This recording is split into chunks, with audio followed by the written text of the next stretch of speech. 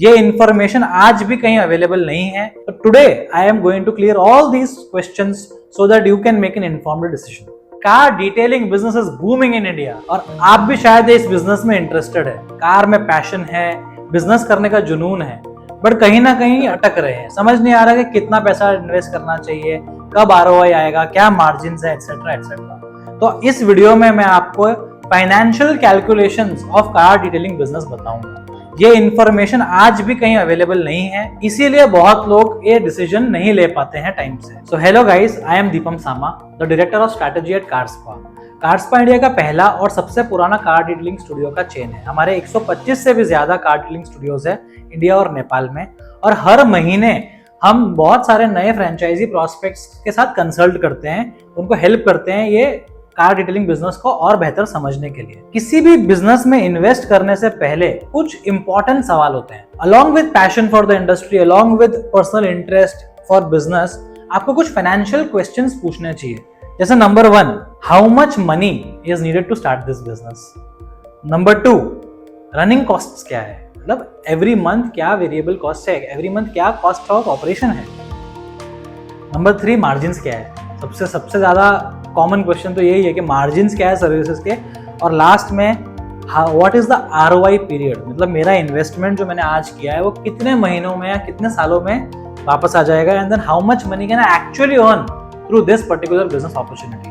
But today I am going to clear all these questions so that you can make an informed decision. एक simple correlation बैठाते हैं। छोटा studio मतलब छोटा investment, right? क्योंकि अगर आप बहुत ही स्मॉल स्केल पे चालू कर रहे हो तो जाहिर सी बात है एक स्मॉल इन्वेस्टमेंट के साथ चालू कर सकते हो। सिमिलरली अ बिगर स्टूडियो मतलब बिगर इन्वेस्टमेंट। तो ये एक प्रेमिस मैं सेट कर रहा हूं कि अगर आप एक बिजनेस नया खोलना चाह रहे हो तो कितना क्या स्केल पे खोलना चाह रहे हो उस पे काफी कुछ निर्भर करता है उसके इन्वेस्टमेंट के बारे में। कार डिटेलिंग में 3 टाइप के सेटअप्स कर सकते हो। नंबर 1, अ बेसिक और अ बजट स्टूडियो, लाइक बहुत ही small 600 to 800 square feet studio जिसमें शायद 1 या 2 कार्स ही आ सकती हैं। बहुत लोग इसमें इन्वेस्ट करते हैं। कुछ लोग मिड लेवल स्टूडियो खोल रहे हैं, जैसे जो 1000 to 1500 स्क्वायर फीट है। Again 3 to 4 cars at best can be done in this particular studio setup. And a very popular one, premium या बहुत सारे फ्रेंचाइजी स्टूडियोज भी जो खोल रहे हैं वो है 1800 से 3000 प्लस, कुछ 5000 10,000 तक भी जाते हैं। So these are the 3 main types of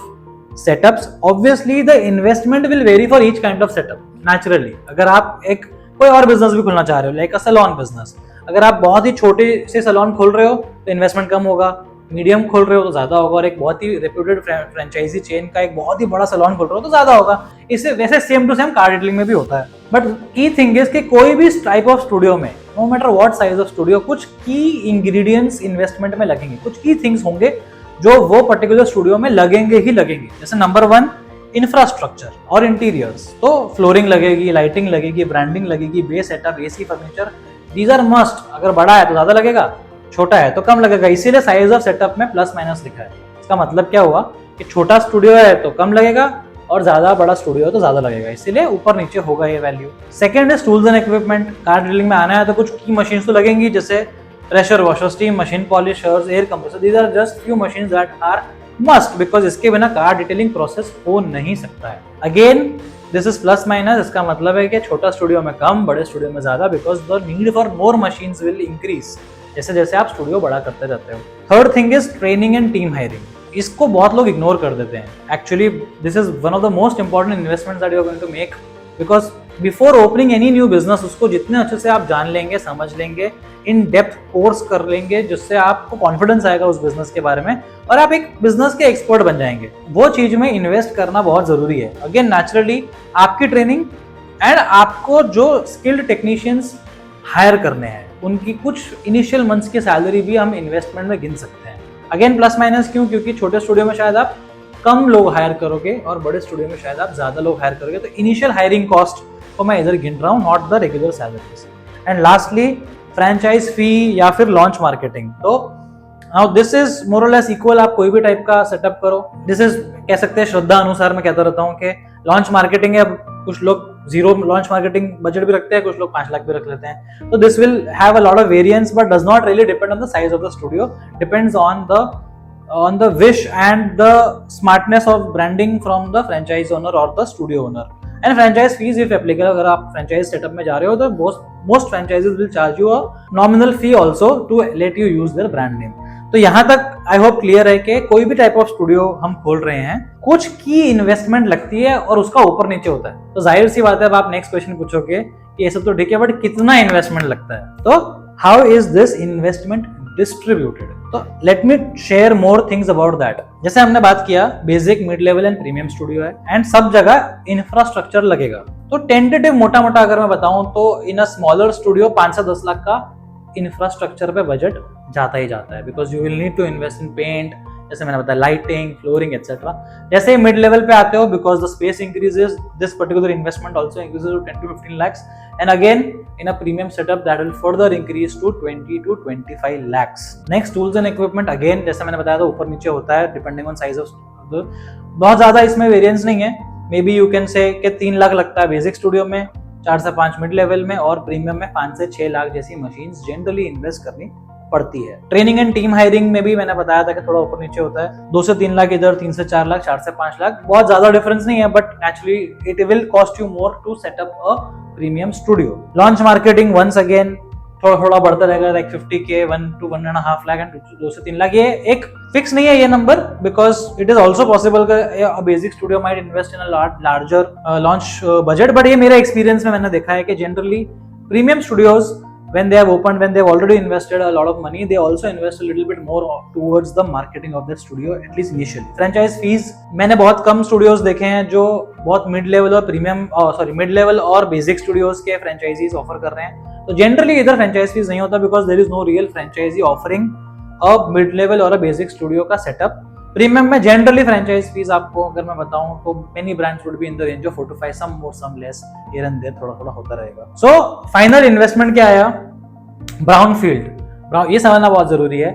investment this is for brown field. Brown field का मतलब है कि बनी बनाई दुकान में मैंने वहां जाके सेटअप कर लिया, so the structure of the shed और द शॉप इज रेडी। तो आपका 10 से 15 लाख, 20 से 30 या 35 से 35 to 45 लाख जितना इन्वेस्टमेट हो जाता है। This is for brown field. But अगर आप एक ओपन लैंड ले रहे हो तो उसका एक शेड क्रिएट करने का खर्चा बढ़ता है।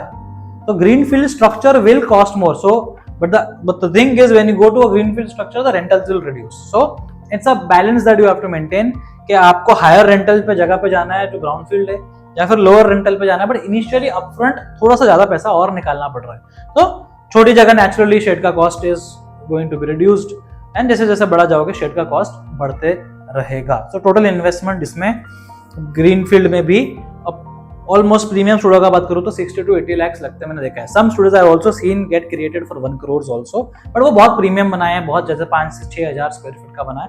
तो ऐसे ऐसे investment, these are very fair numbers. ये इन्फ्लेटेड या बहुत ही एंट्री लेवल दिखाने का ट्राई नहीं कर रहा हूं मैं। I am trying to give you a very very fair idea कि जनरली इतना इन्वेस्टमेंट लगेगा, so that you can actually choose कि आपके बजट और आपके एम्बिशन में कौन सा ज्यादा अलाइन करता है। तो इन्वेस्टमेंट तो एक बात है, but what about operational costs? मैंने इन्वेस्ट तो कर लिया यार 50 लाख रुपए, चलो मिड लेवल या 60-70 अज्यूम करते प्रीमियम में जा रहे हैं, 80 लाख रुपए इन्वेस्ट कर चुका हूँ, बट अब थोड़े से ऑपरेशनल कॉस्ट होंगे ना, एवरी डे भी तो कोई खर्चे होंगे, जैसे रेंट हो गया, सैलरीज हो गई, मार्केटिंग हो गया, इलेक्ट्रिसिटी हो गया, ये सारे कॉस्ट्स भी आपके इनकर होंगे हर मंथ। ऐसा नहीं होगा कि मैंने बिजनेस खोल दिया आप कोई खर्चा ही नहीं है। So these are the cost that are fixed. इसके अलावा एक और ऑपरेशनल कॉस्ट है, वो है कॉस्ट ऑफ प्रोडक्ट्स, जो एक वेरिएबल कॉस्ट है, फिक्स्ड नहीं है। अगर धंधा होगा तो प्रोडक्ट कॉस्ट बढ़ेगा, अगर धंधा नहीं होगा तो प्रोडक्ट कॉस्ट कम होगा, बट जो फिक्स कॉस्ट है वो फिक्स ही रहेंगे चाहे धंधा हो या ना हो। सो एक और अगर मैं कोरिलेशन बिठाऊं तो रेंट जो है, जैसे मैंने बताया fixed monthly expense, again it will depend on size of setup, right.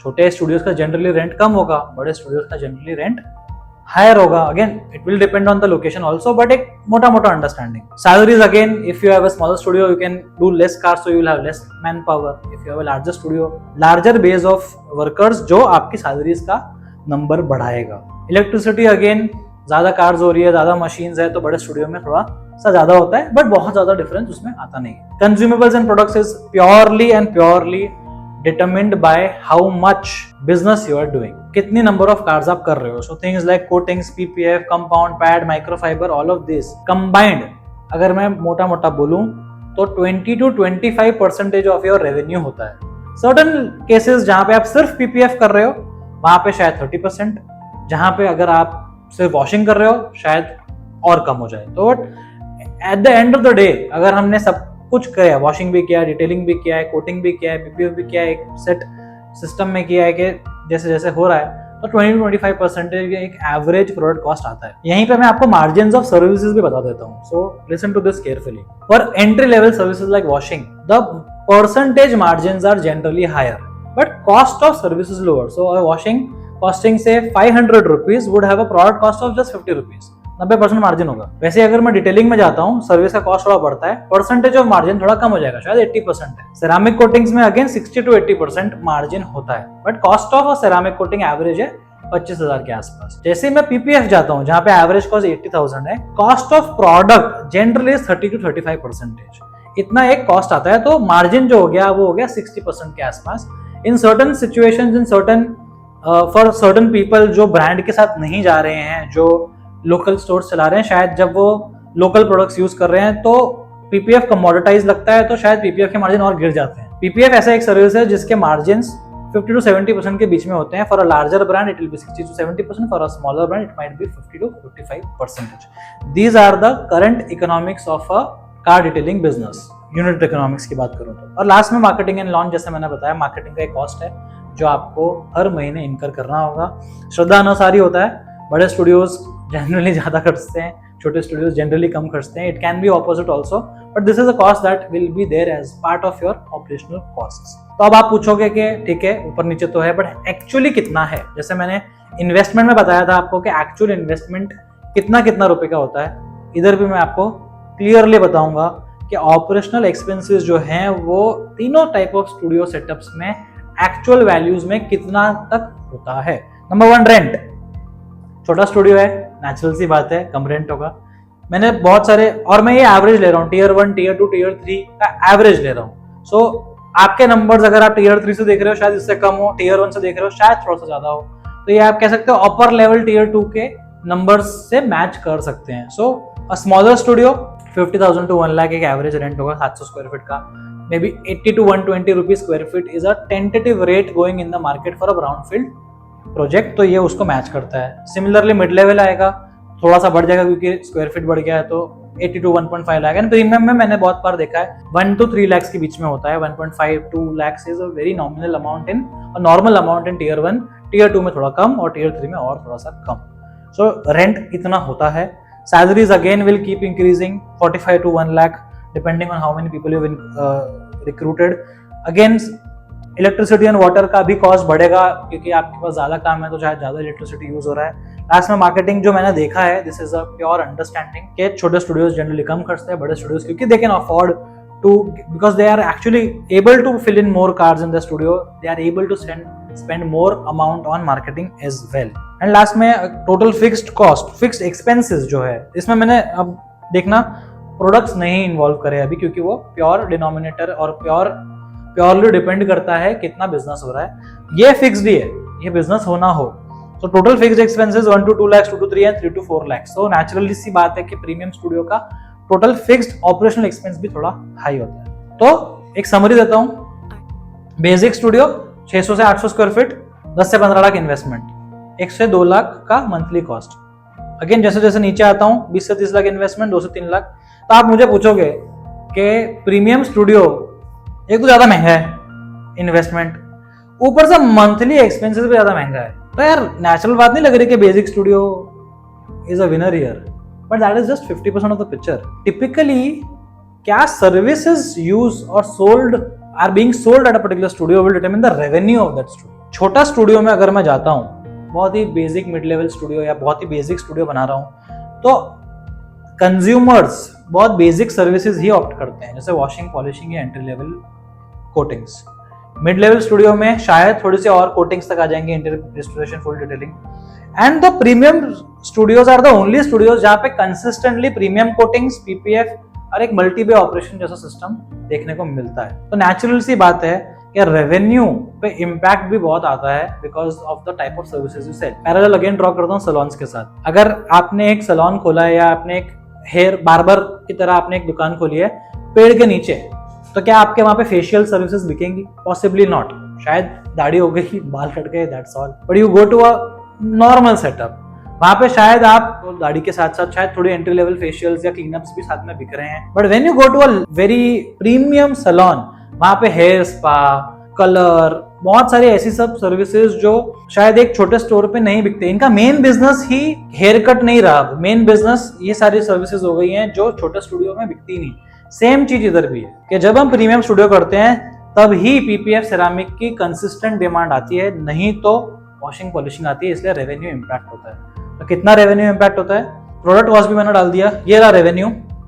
Basic studio का जो मैंने देखा है, जो बहुत ही बेसिक सेटअप्स हैं, कार वॉश से थोड़ा सा बेटर या कार वॉश जैसे दिखते हैं, वो 2 से 3 लाख रुपए का एवरेज मंथली रेवेन्यू कर रहे हैं after 6। Mid level 3 to 5 and एक प्रीमियम स्टूडियो 7 से 10 एवरेज रेवेन्यू कर रहा है। Many people are doing much more, many people are doing less. 7 से 10 एक एवरेज मुझे लग रहा है कि 6 महीने के अंदर बहुत सारे लोग अचीव कर लेते हैं। इनफैक्ट हाईएस्ट की बात करें तो मैंने जो कार्डस्पा में देखा है, कुछ franchisees are doing more than 40-50 lakh of business also. तो there is no limit to this, but एक एवरेज नंबर बता रहा हूँ। मंथली एक्सपेंसेस की तो हमने बात करी ली कि बढ़ता रहता है। प्रोडक्ट कॉस्ट अगेन, क्योंकि यहाँ पे लो रेवेन्यू है तो लोअर प्रोडक्ट कॉस्ट कंजम्पशन है, मीडियम रेवेन्यू तो मीडियम प्रोडक्ट कॉस्ट कंजम्पशन है, प्रोडक्ट कंजम्पशन है, एंड हायर में हायर है। तो at the end of the day if I deduct these 2 numbers from average monthly revenue, I get my net profit. छोटे studio में 30 से 60 हजार कमाना पॉसिबल है, बट उससे बियॉन्ड जाना बहुत मुश्किल हो जाता है। मीडियम स्टूडियोज में again that number is 75 to 1.5 lakhs, but 2 से 5 लाख रुपए, 5 लाख प्लस रुपए प्रीमियम स्टूडियोज में ज्यादा पॉसिबल है। So this is the reality कि जितना आप बड़ा स्टूडियो, बड़ा सेटअप में जाते हो, the possibility of earning more money increases. So now what depends is, it depends on your ambition कि आपको कौन सा करना है। बट बिफोर दैट, प्रॉफिट ज्यादा का मतलब ये नहीं हुआ कि आरओआई क्या है। मैं आरओआई भी बताता हूँ। सो आरओआई की बात करूं अगर मैं, तो जैसे मैंने बोला कि 15 लाख का इन्वेस्टमेंट था बेसिक स्टूडियो का, 50,000 नेट प्रॉफिट, तो the ROI comes in generally 2.5 years। Mid level में 30 lakh investment, 1.25 lakh average net profit, 2 years। But premium studio में जहां 50 लाख खर्च रहे हो आप, वहां पे ROI can come may be in 10 months to 2 years। Average आता है 17 से 18 महीना, 16 से 18 महीना। This is the average of at least for Carzspa. So you can also see that yes, investment of a premium studio in a franchisee is initially higher, but it also results in quicker ROI। and जैसे ही ROI आ गया, उसके बाद ये जो भी value है, ये net profit है, घर पे लेके जा सकते हो। जो भी आपने इन्वेस्ट किया था वो भरने के बाद this becomes your money to spend on whatever activity that you seem fit। So this is the reality of this business। I hope आपको बहुत क्लैरिटी आ गई होगी फाइनेंशियल्स के बारे में, कितना इन्वेस्ट करना है, क्या रनिंग कॉस्ट से आरओआई क्या है, नेट प्रॉफिट क्या है, मार्जिन्स क्या है। I have tried to detail everything. अगर आप चाहते हो कि ऐसी और कोई टॉपिक पे मैं वीडियो बनाऊं, do mention in the comments. I will be very happy to give you more information about this business as best as I can.